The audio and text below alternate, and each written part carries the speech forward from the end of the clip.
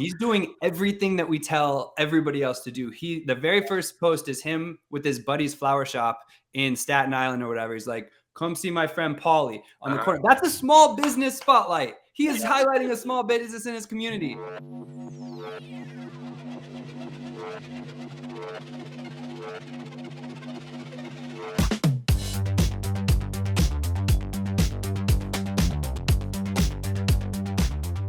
Welcome back to the walkthrough, where we walk you through this week's trending topics in real estate.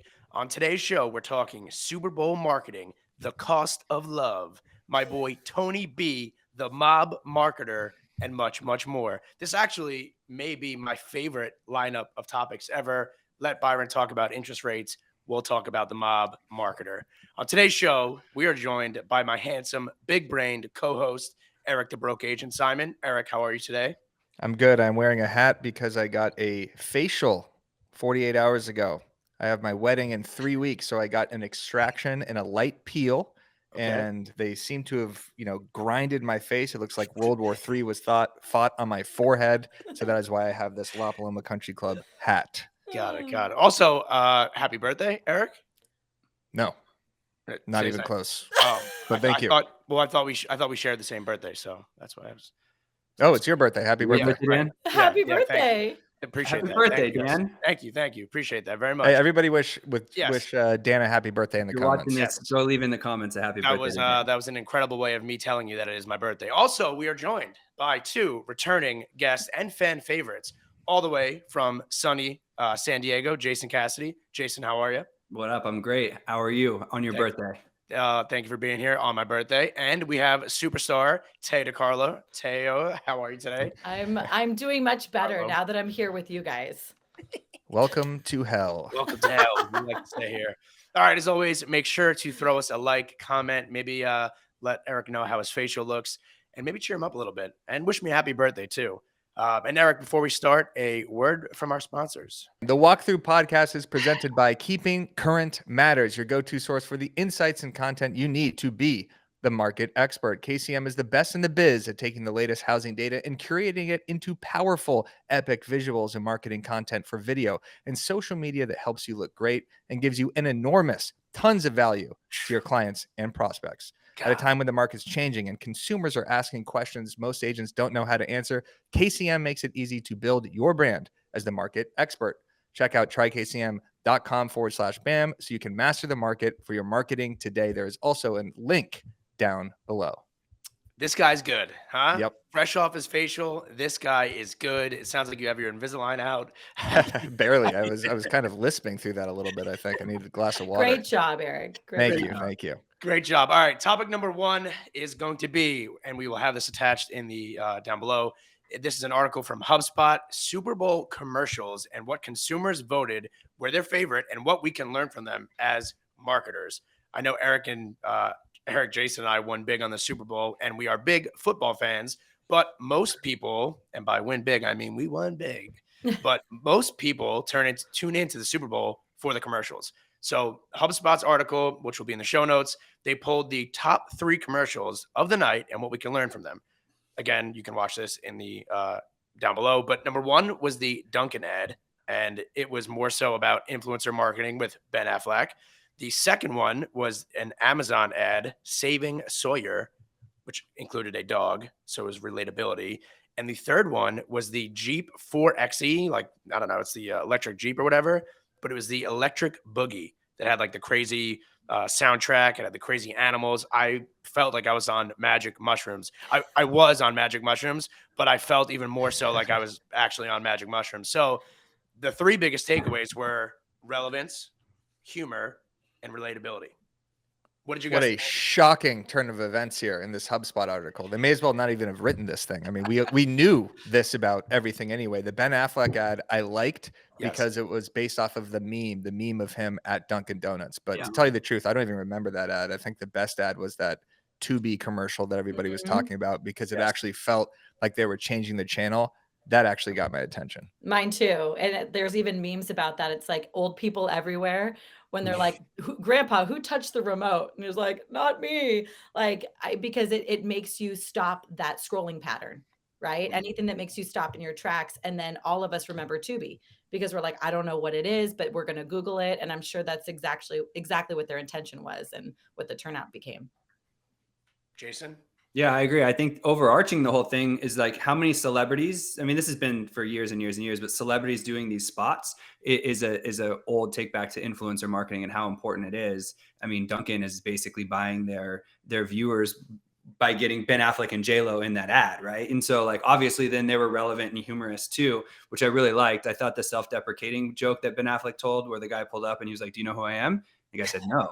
And he was like, "Oh, that's funny to me." Cause like, and incorporating some self-deprecation is great in your marketing, but the influencer marketing piece it's always worked on these Super Bowl commercials. And I think it could work in our marketing too.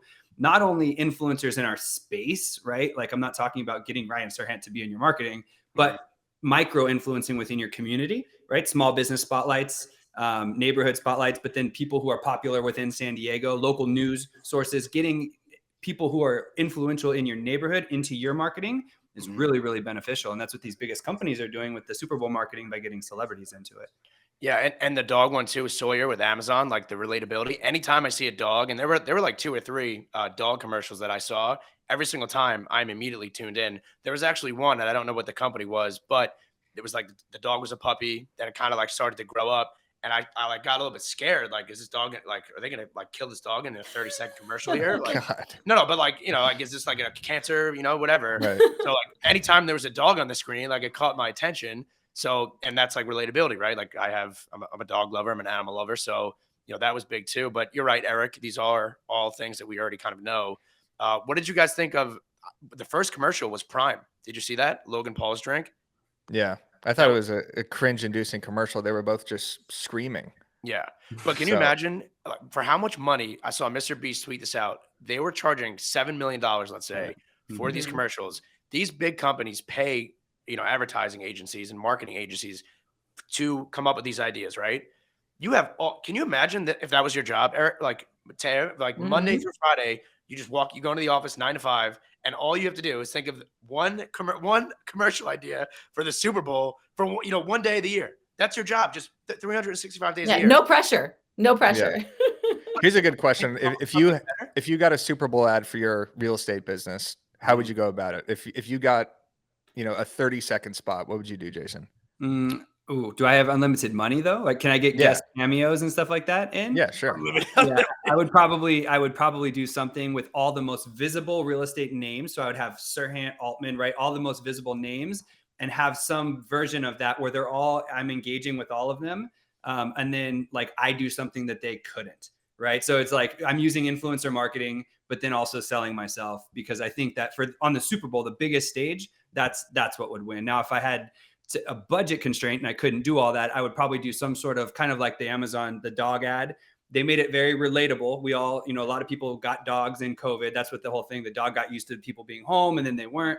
And so like, I would do something where it's like something that people are going through right now, relatability. Maybe it's tough to get your offer accepted because you're running into multiple offers, and it's like showing a family getting rejected 16 times or something. And then they end up working with you and you get their offer accepted and you show their happiness. So that's what I would take. But if I had unlimited budget, I would do influencer marketing with all the biggest real estate names.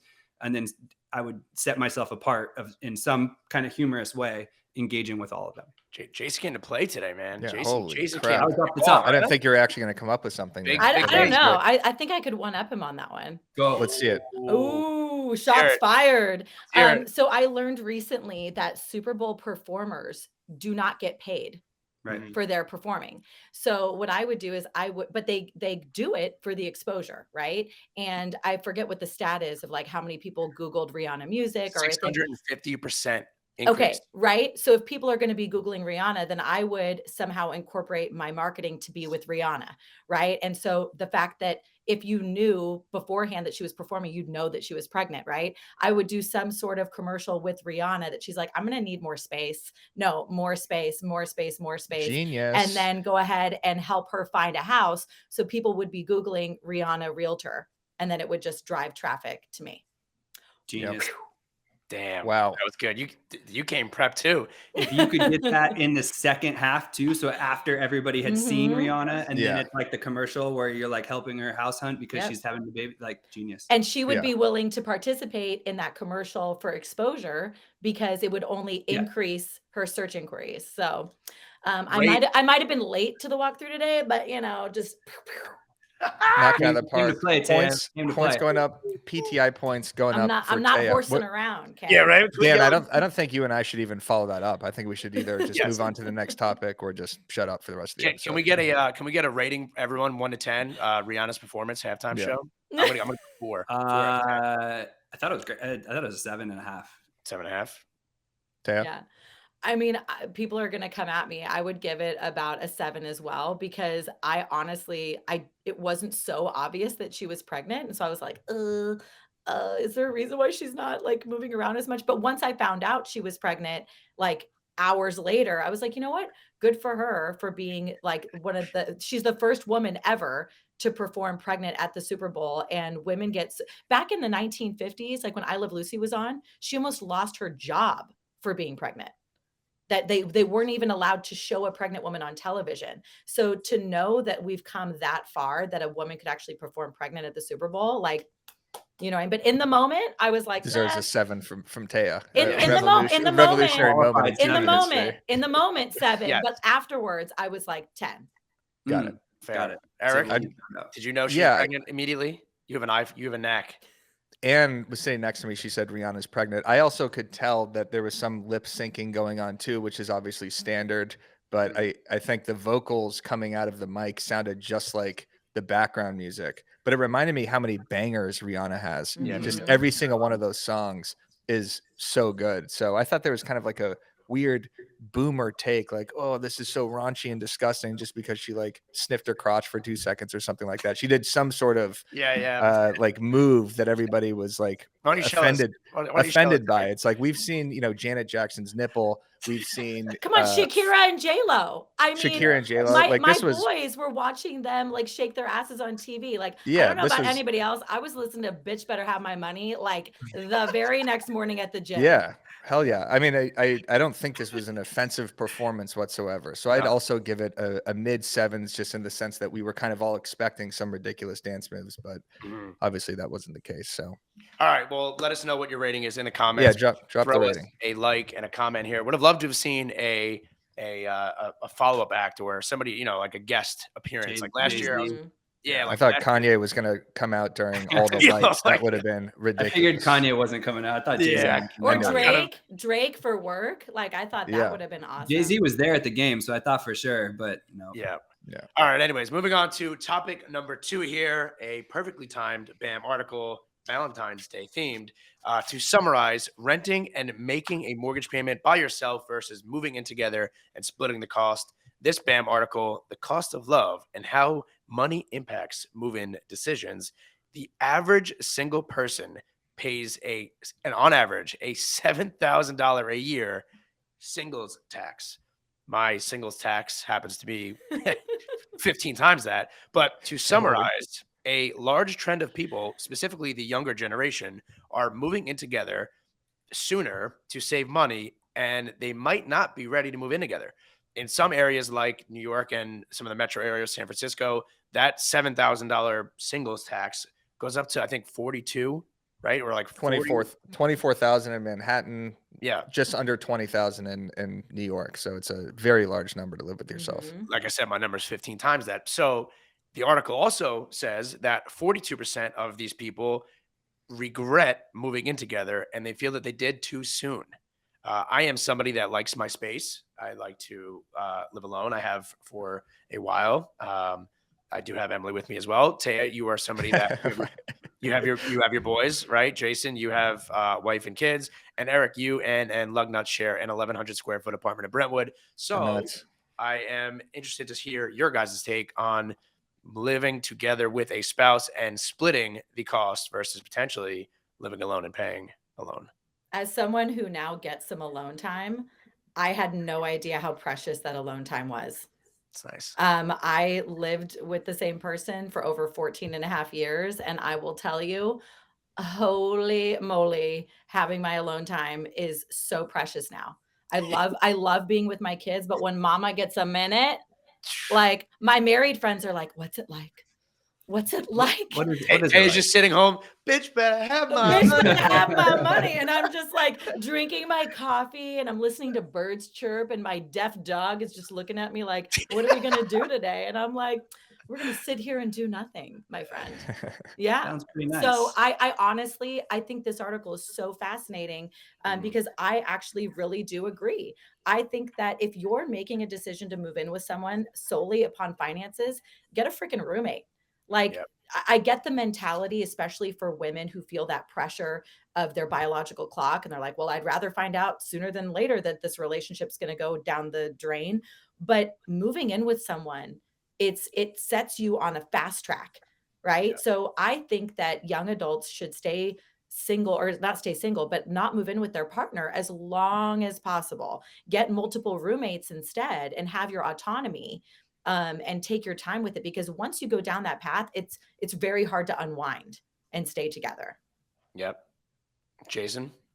Yeah, I think that whoever wrote this article, it just said BAM editorial staff. Chat Yeah, GPT. Yeah, ChatGPT. Whoever wrote it did a fantastic job, because it's like, this isn't a new concept. It's not, I've never heard it called a singles tax before, but like we've always addressed this as like roommates, you save money, right? Or couples savings versus a singles tax. I think maybe in the past too that did you just vape on Yes. the Yes. I'm the moderator. I do that He's every the host. What a baller move. Okay, so like I don't know that necessarily like, yeah, moving in with somebody in order to get the singles tax off, I don't think that that's a great idea. And I think that maybe because of the cost of living now, we're seeing like these astronomical numbers. But that being said, I think that we've always kind of had this discussion is like, do you give up some freedom to have a roommate? I lived by myself before I was in my relationship, and I think that there's value to that, to be honest. But at the same time, with the way that rents are now, I can absolutely see why people would do that. What I really liked in the article, and again, shout out to the writer, there was a part talking about Gen Z where they talked about actually Gen Z, because housing costs have been such a high allocation of our incomes or their incomes for almost their entire life. They're financially and legally more smart, I guess, or more shrewd at their age than other generations. So they're writing in like breakup prenups into their leases now. And it said something about like basically like they determine what happens if they break up to the lease ahead of time. I thought that was pretty interesting. Good for Gen Z for thinking ahead. Jason, did you and your wife live together before you guys moved in? Yeah. Did we? I'm sorry, before That's you, impossible. I'm sorry. Did you guys live together before you proposed? Yes. Yeah. So I moved to San Diego. I had roommates here. I lived by myself in Sacramento, but then I had roommates, and then I met my girlfriend at the time. We moved in together, and we were together for a few years. Yeah, before we got engaged and married. Yeah. And I feel Eric, like you got to live together to test it out, to see if you could cohabitate, to see if you could survive during a pandemic in 1,100 square foot with a 80-pound golden doodle, and if you can, no sports on and marry constant her. nagging and hell. Yes, exactly. And if you can marry her, my wife told me she never knew how loud I walked. You know what I mean? So she's like, exactly. You walk so loud. Think about doing podcasts in a room where she's, sitting 2 feet away from me talking, lawyer speak. It's very difficult, obviously. But another thing in this article said, so yeah, Gen Z is more financially responsible, but 80% of Gen Z said that they're making move-in decisions based off of financial reasons, or at least that it does play a factor. Only 76% of millennials. Then I think it was like 40% or something of boomers, which are, most of them are probably already moved in with each other in the first place. So it's an enormous factor, and it makes sense why it is, but it just creates another layer. Like when you move in with someone, the breakup is near impossible because then you are dividing everything. You're moving out. It becomes so much more daunting that moving in together possibly causes some relationships to continue on longer that shouldn't. I've been through that. I've for sure been through that. And it's tough when you got to move everything out, and you're right. It drags it out for sure. But at the same time, I being 28 years old, I do have a lot of friends that they skipped the renting together part and they went straight to the house buying together part from their parents' basements right into a home. And a lot of them, I no longer am going to their weddings because the wedding is no longer happening. So that's tough as an agent. Dan and Taya, especially as an agent, what do you do in those circumstances? Because we're not their therapists. We're not here to tell them what to do. But if you see a young 28-year-old couple who just started dating and they're going to buy a house together, do you say anything to them? I'm going to have a friend that's going to watch this because he's in the industry. And I'm calling him out here. He's the one that did it. And yeah, his house will be on the market pretty soon. Here's what you say to them. Yes, move in together, because then you get the sale. Then the breakup happens. Then you get 2 other sales. So 100% you do. No, but they usually pick one. There's no way that both of them are going to use you. You're the bad guy in somebody's. Yeah, opinion. I keep my mouth shut.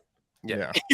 Yeah. That's unless they ask me my opinion, I'm like, do you really want to know? right. It's never happened, but if you think that this is the singles tax, by the way, of $7 grand, I guess that's just like a national average. That's like, that should be way higher. I mean, especially here in New York, like they said, LA, Sacramento, some of the San Francisco, $30,000 or $40,000 a year. That's a lot of money though. Moving in together or moving in with a roommate, that could be a down payment. That could be, you could pay your student loans down. So I can see both sides of it. It's just diabolical to move in before. In the more expensive metros, the average couple is saving 40 grand as opposed to the singles per year.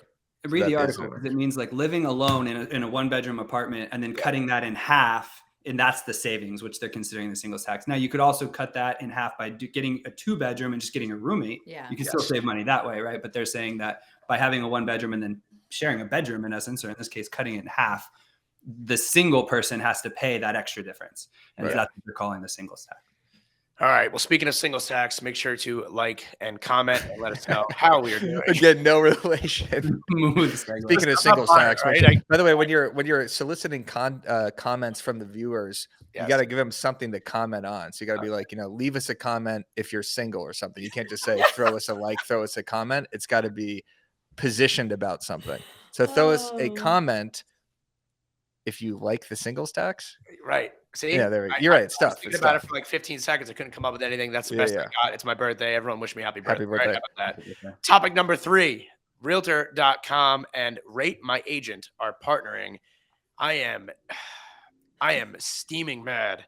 I am steaming mad that I paid a lot of money to read this article because I'm the host and I'm the captain here. I'm the moderator. So that's why I'm going to do that, right? I have to. That's part of my job here. But I'm infuriated because I thought that this article was essentially saying that RateMyAgent was partnering with Realtor.com and that there was and this is all just in my imagination as I'm reading the headline, that there's going to be now a way in which an agent can rate another agent, their interaction with them, and it would be something that only agents could see.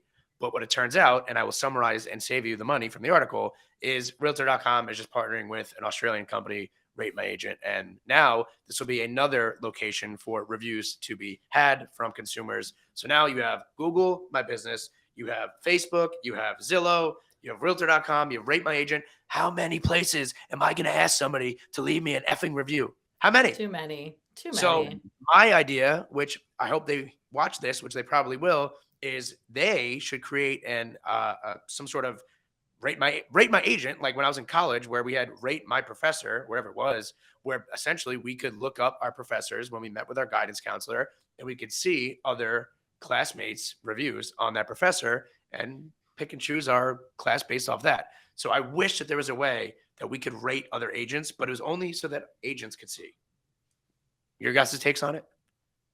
Yeah, I don't know. I've never heard of RateMyAgent before now. So I just looked up and it just seems like another review site. Realtor.com already has reviews on their site. So that seems weird to me to then go buy another review company. More power to them. If they find a way to maybe, I was thinking maybe they would incorporate Realtor.com leads to those agents or something. But yeah, it just really seems like they're bolstering their review site, which seems odd to me because, Realtor.com was already 4th or 5th on the list. Now, RateMyAgent's not going to make it anywhere to the top. I only used Rate My Professor in college to see how hot the teachers were. Of course, because you could go, and now we have social media for that. So I just feel old because none of that existed when I was in college. So I'm just going to go over here and take some vitamins since clearly I'm a little bit older than y'all. How big is that water jug, by the way? That's enormous. Was that 90 ounces? This is what happens when you hit 40. You get thirsty and you start drinking more water. I'm so thirsty at 28. Eric, did you have Rate My Professor and did you use it? And how do you feel about this, about their collab? Do you feel like it's just another area for reviews. I mean, HomeSnap too. Like there's HomeSnap reviews. How many places? Yeah, it's a total scam. Now, if you're trying to get your clients to review something, you have to set them in 6 different locations, and weigh which one is more important.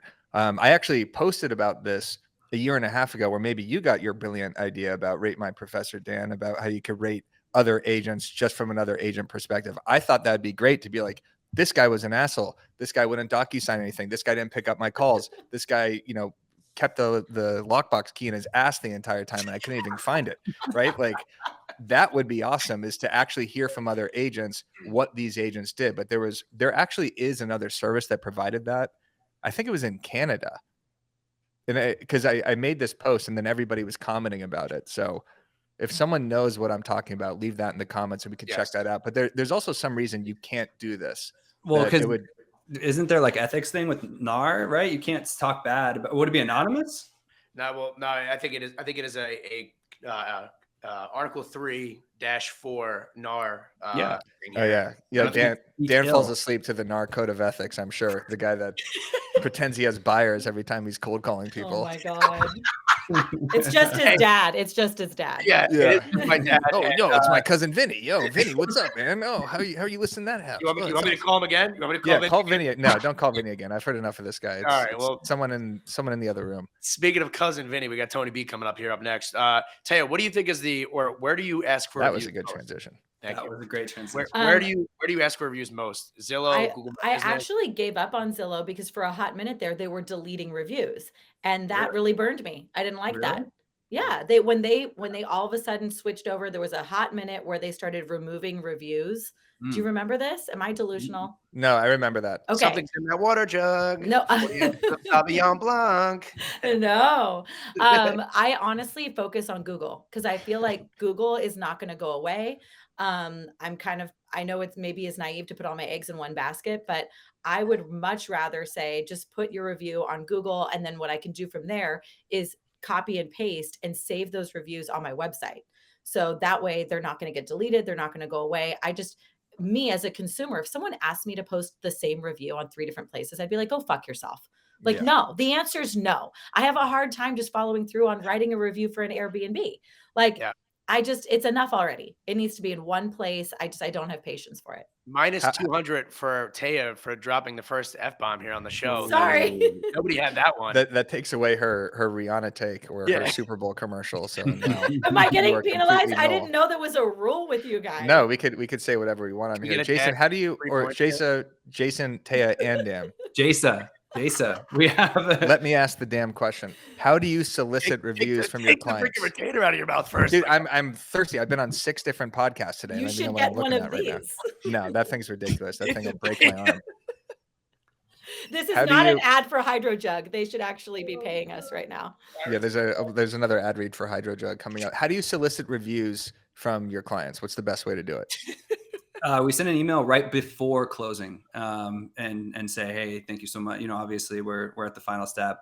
Referrals are everything to us. We have like a templated email. Referrals are everything to us. If you have some time, leave reviews. Just Google and Zillow and be like, if you do both, that would be wildly appreciated. In fact, you could even copy paste the first to the second. Hey, what happens if they show up at the final walkthrough and a fridge is missing and then they're pissed at you? That's why we try to get it when everybody's still happy. Okay. Yeah. Hey, Eric. Taya, how do you do it? Time to ask for a review is what? When somebody says thank you or I appreciate you, because you know why? To say thank you, you appreciate me. Thank you. I appreciate you. It was my pleasure. It was my pleasure. Anything I could do. Hey, Eric, you wouldn't know somebody just like you that maybe could benefit from using my services. Yeah, who could use your services? Your cousin Vinny. Hey, I'm sure he can. Why don't you call him up? That guy's your only client. Oh my god! All right. Well, if you don't know who my cousin Vinny is, number 1, it's a great movie. But number 2, go back and watch our live cold call session last week on BAM. You'll understand the inside joke here. But speaking of my cousin Vinny, speaking of him, Haley, can we get Tony B, the mob marketer, in here? Can we get a clip of this guy? He is absolutely electric factory. We don't know him, so hopefully we don't get whacked. But this guy's been putting out just unbelievable TikToks here. the best content in the real estate game right now. This is, by the way, this is a live reaction for me because I purposely didn't watch it because I wanted to like have a live reaction. The first comment is, if I don't buy it, do I get whacked? Haley, play this. This is incredible. 6,000 square foot lot. 3 double garages and 2 garages. Total 5 garages.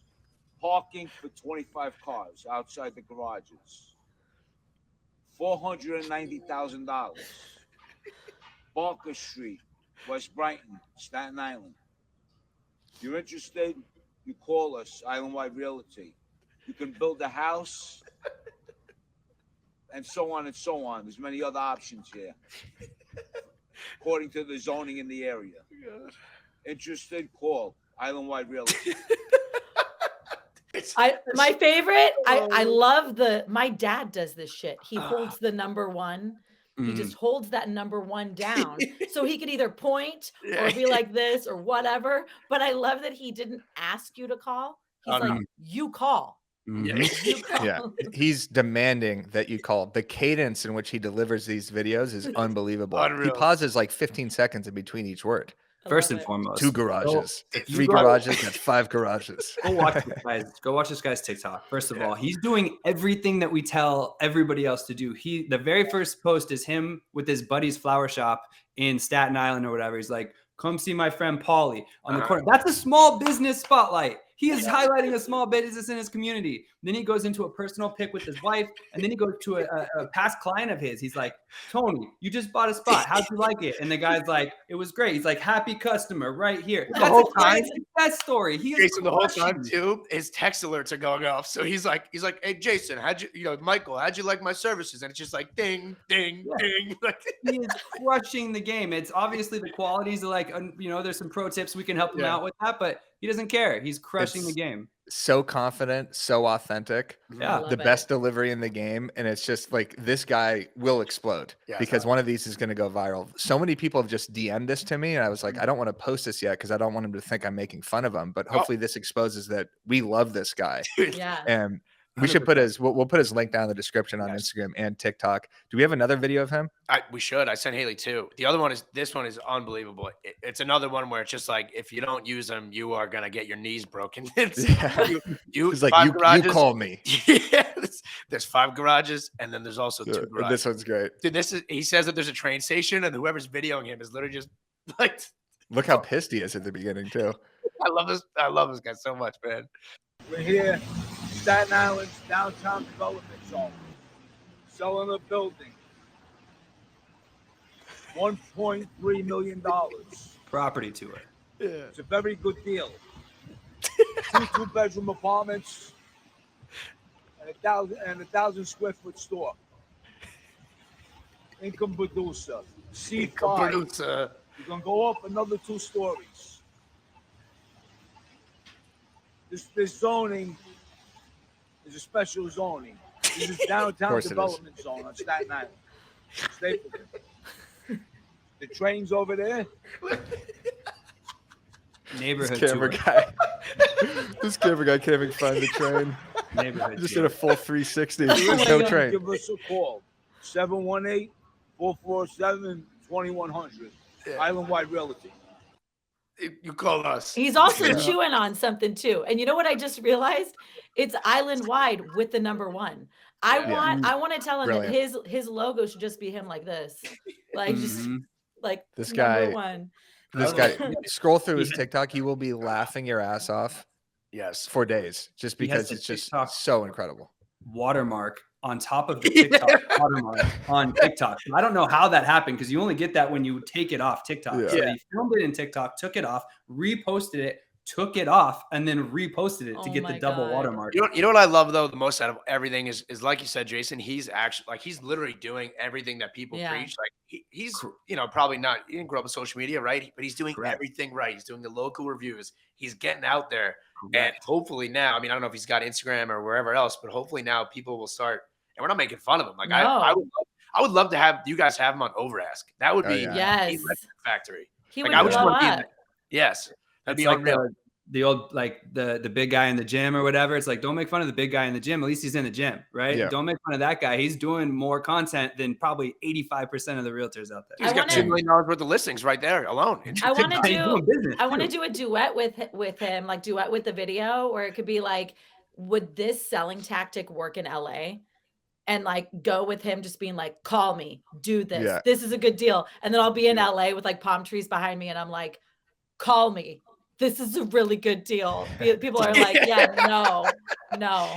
It's zoned for everything. It's a good deal is such a funny sales tactic because that's like what you learn when you're 5 years old to say something. Yeah. But it's just, it's zoned for everything. It works. It works for him. What does he say too? It's zoned, special zoning. It's zoned for everything. The best zoning, the best deal. It's you could do so on and so on, whatever you want. I'm a Tony B. I'm a Tony B fan now, and not just because if I say something bad, he might take it. Exactly. He reminds me of my grandfather. Imagine he's Bam's #1 fan. Yeah. All right. Well, Tony B, we'd love to have you on here. We'd love to have you as a guest. Throw this guy a like, huh? Yeah, throw this guy. Good job, Tony. Throw Tony B a like because look at this transition. Throw Tony B a like because our next topic here is Instagram sucks and they are hiding likes. What a transition that was. Eric, this was your topic that you wanted to talk about.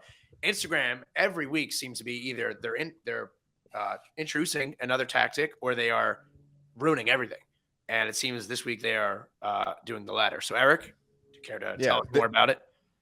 They're not hiding likes, but people are hiding likes. I'm seeing this more on agents, content, big influencers that we know, major accounts, and that's fine. But the reason why this is happening is because Instagram engagement is down significantly across the board. I'm seeing it on my reels.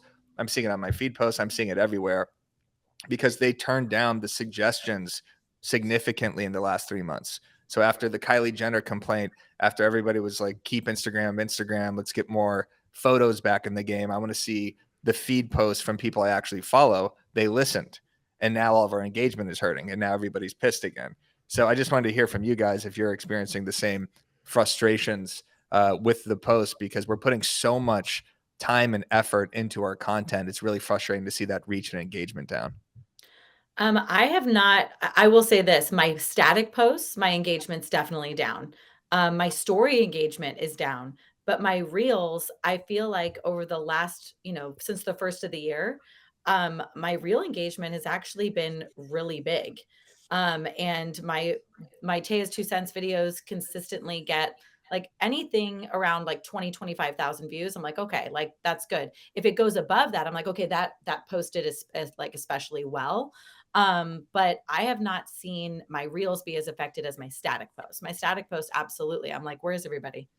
Where is this? Like my stories, I'm like, I used to get like big engagement and that has literally been cut in half. Yeah, the stories has been noticeably different, and it's so volatile. That's the issue too. Is like I'll have a story that gets like 1,500, 2,000 views, and then I'll have a story that gets like 300, and I'm like, wait a minute, hold on. Like I'll play by the rules, but like tell me the rules, and I don't know like what the rules are because every day it seems like it's this, just so volatile. I think the posts have been fine. I haven't noticed a big change there. Like the reels, somewhere around 10,000, 8 to 12, on a good one, but and that's pretty static. I don't know. Like I haven't noticed a big change. The 8,000.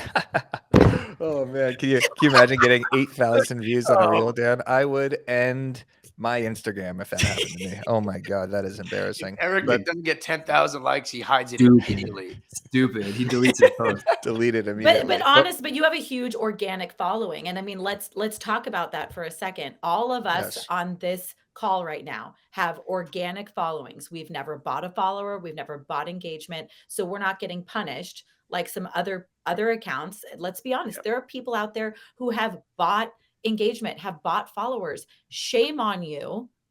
Like you deserve to be shadow banned. You deserve to have I'm sorry, F off, right? Like if we have worked to be in jail. No, you deserve to be on an Instagram timeout.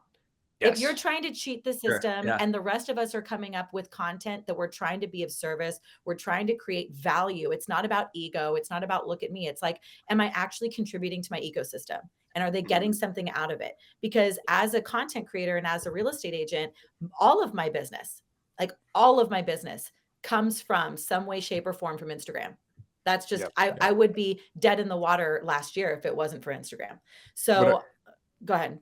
I was just going to say what I've been noticing, at least from my account's perspective and Bam's account, is I've turned down the volume a little bit on the amount that I'm posting and the amount of stories I'm posting. And that seems to help. Like if I am peppering the algorithm all day, which I used to preach nonstop, like post 8 to 15 stories a day. Every time someone logs in, you should have a story up. Psychotic, but it was working for me. Now, the less I'm doing, the more potent my posts seem to be, because I think Instagram is trying to serve it to more people, being like, okay, he's back. Let's give him a little juice, as opposed to this guy is committed to us and won't stop. So we could just turn down the volume on him a little bit. You know what's really tough too? That every time my story engagement's been fine, but when I reshare other people's stuff, other people's links, it just like automatically for like 2 days destroys my engagement. And like I feel bad because like I want to share, your post or a teammate's post, right? And then they feel like, well, why aren't you sharing my stuff? But it's just like I'm dead in the water for days. As soon as I share a link, it's diabolical. Do you feel like when you're talking to your audience through the stories that your viewership goes up? Because I have found that when like yesterday, we were shooting content, right? And I was talking to the camera. I tagged Express, which by the way, they DM'd me back. I'm like, that's amazing, right? Sick. Whenever you have a brand DM you back and they sent me the brand ambassador link. They're like, here it is. Like, if you're going to I'm like, Rent the Runway, where are you? I've been tagging you guys and all this shit. Like, so, but when I talk to my audience directly through stories, not upload a video, but do it right then and there, I found that my viewership is actually dramatically improved, as opposed to uploading a video later, or like Dan said, sharing something directly from my grid or someone else's video. Yeah.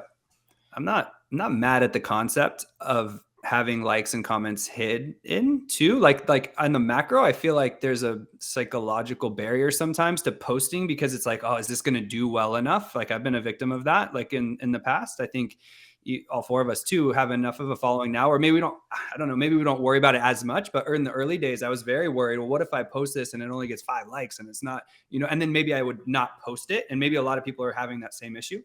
Whereas if the likes were just automatically hidden and people would be more free to create without the worry of how many likes, you know what I mean? I wouldn't be mad at it. But now that it's built the way it is, you can't just go hide them. Yeah. Because now we're so used to it that if someone's hiding them, it looks like they're hiding them on purpose. Yes. And so like there's just so much to it. It's it like, makes me not want to engage with that person's content. Like why would I like it if it's not even going to show up?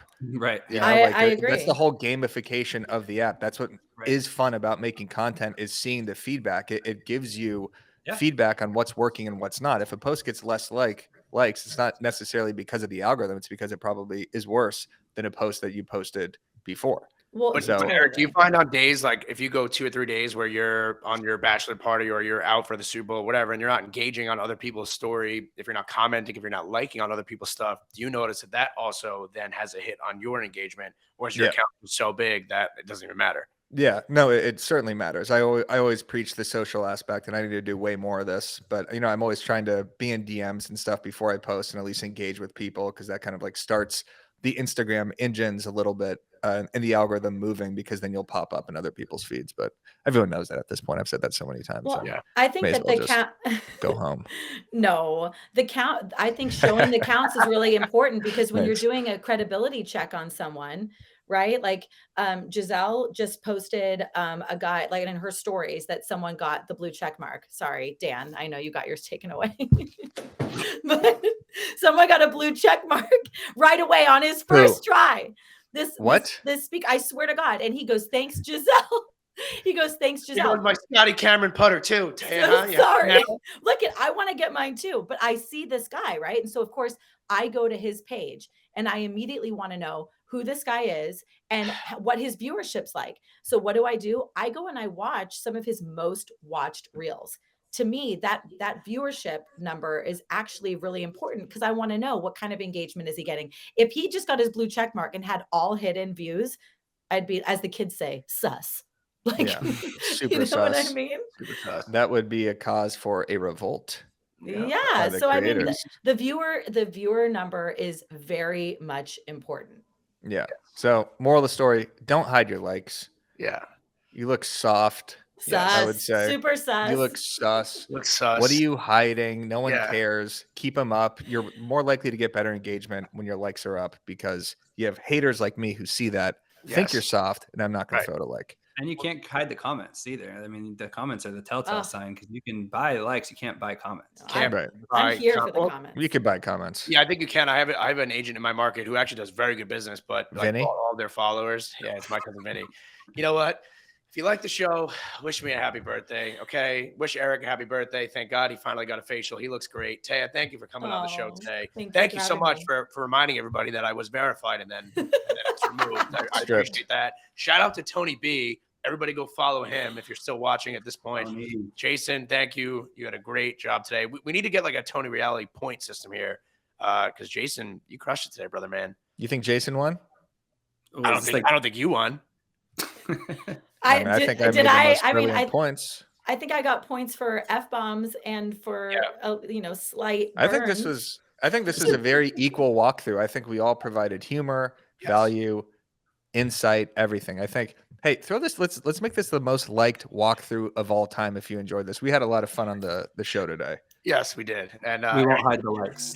We're gonna hide the likes. Eric's gonna go to the dentist for the 10th time today, and I'm already 35 minutes late to my next appointment. So tell Vinny we say hi. Tony B, you watch this, you like this, or you don't? This is for Tony B. Number one. Shout out for Tony.